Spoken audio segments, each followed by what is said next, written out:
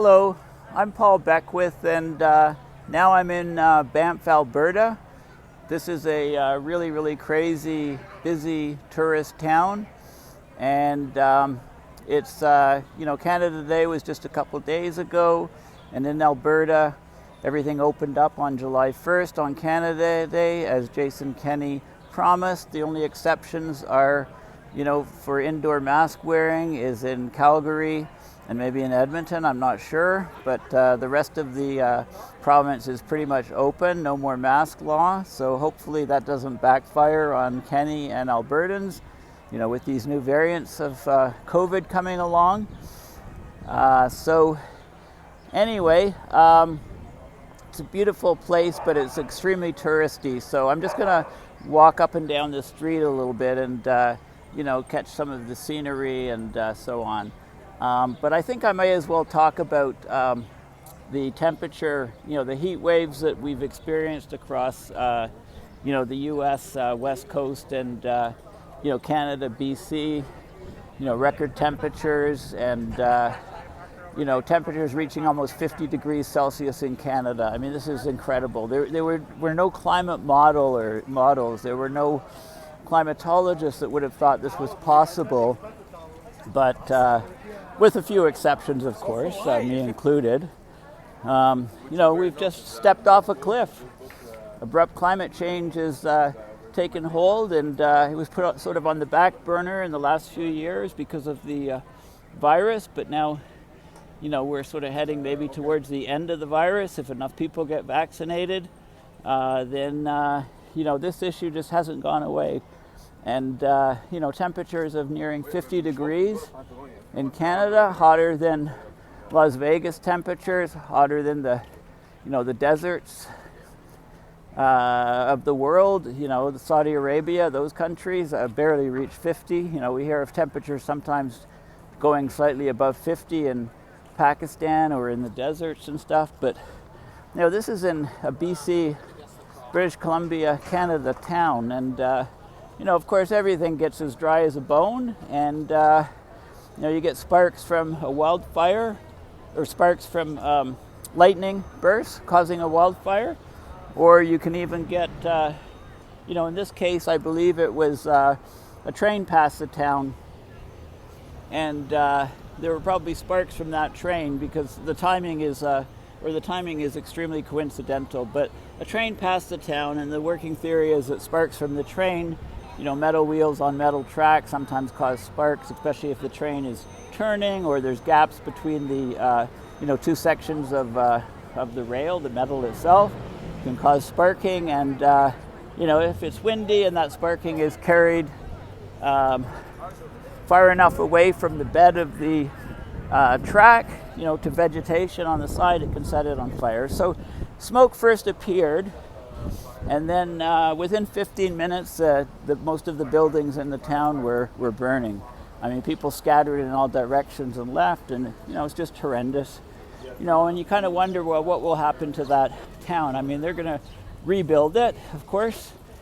Will they take extra precautions to make buildings that can withstand fires more? Like, have metal roofs, for example, have no vegetation nearby them, or right? I mean, there's certain things you can do to, try to fireproof structures. Will they rebuild that way? I doubt it. They'll just rebuild the way that they always build. That's just the way society is operating at the moment. Wait, is the cab in there? So, these heat waves are going to get worse and worse as we lose the Arctic sea ice and the snow cover in the Arctic on the land in the summer, because it means that the temperatures in the Arctic are skyrocketing up there, and the jet streams become slower and slower and wavier and get stuck, and we get all these extreme weather events. So this heat wave over the coast, I'm going to turn around. I'm just sort of reaching the end of the built-up area. It's kind of, we're in a kind of a little valley here, right? There's mountains all around me. The Rocky Mountains,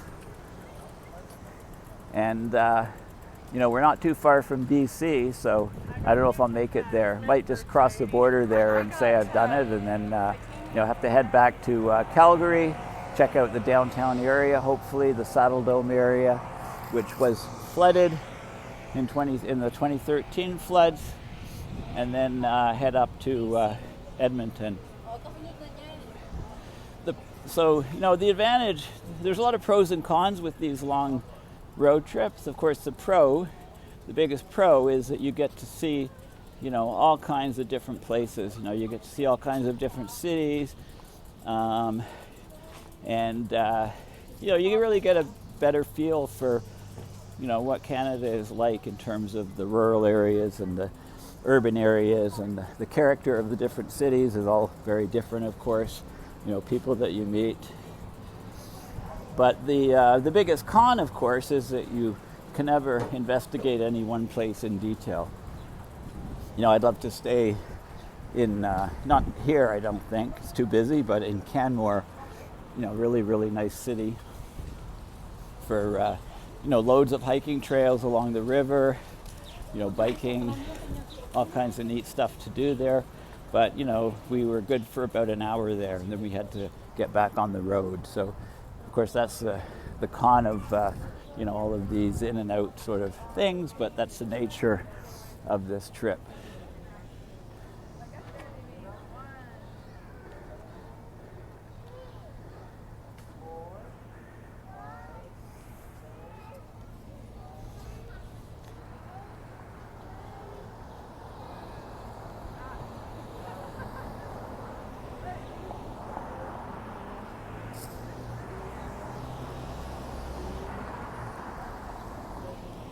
So, I don't know what to say about all of these heat waves and, extreme weather events. I mean, they're no surprise to me. I've been talking about them for years. I've been talking about why they happen. But they're hitting hard and in a fast and furious and very hard way. They're affecting lots and lots of people.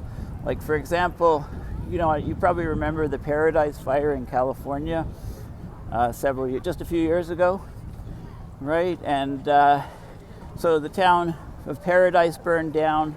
Similar sort of situation, just happened to the BC town, although it was a lot smaller. In Paradise, people scattered all directions. Many people were killed. Many people lost their homes, uninsured homes. Most homes weren't insured against fire there. So these people lost basically everything. They lost their jobs, they lost their places they lived, their homes, all their money that was tied up in property, etc. And basically became homeless. And where did they go? A lot of them went to the biggest city to the east of Paradise in California, which was Chico, California. So they went there, many people, and there was a lot of help for them initially from the people of Chico. They gathered food, they gathered supplies, they got tents and sleeping bags, and basically set up a tent city in Chico for all of the people that lost their homes in Paradise.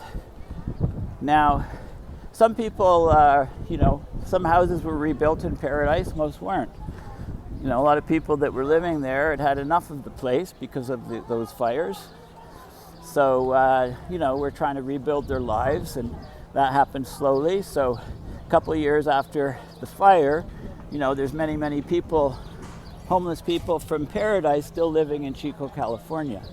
So they're living in the parks and in the tent with tents and sleeping bags. So, but by, it's a few years have gone by, so the city's completely unsympathetic towards these people now. Now they're, squatters, etc. So the police go in, the mayor sends the police in.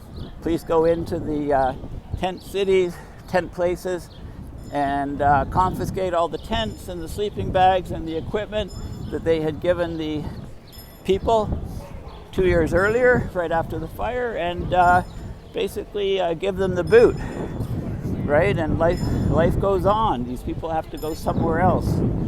So, what's going to happen with this town? I doubt that will happen with this town in BC, because You know, I think Trudeau's already promised to rebuild the city, et cetera, et cetera. So, you know, people, the problem is people treat this as a one-of event, a catastrophe.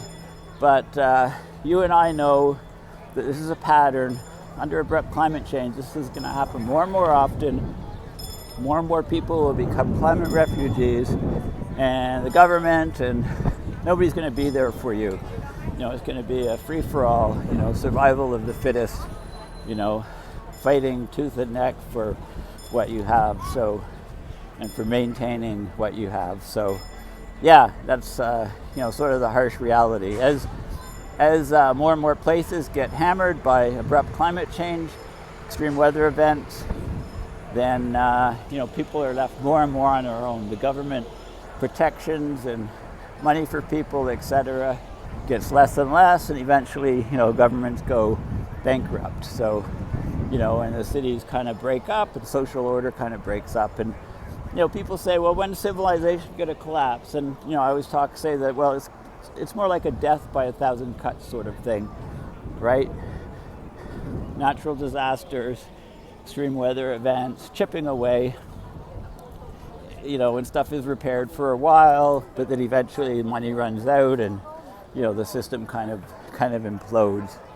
You know, the wealthy people get wealthier, and the poor people get poorer, and you know, the inequalities in society get amplified. So anyway, it's all very grim and dire, but you know, might as well enjoy the scenery, you know, where you are. And you know, anyway, I'm rambling a bit, so I'm going to end up here. So again, this is Banff, Alberta, Canada. Really gorgeous place, but far too many tourists. Okay, bye for now.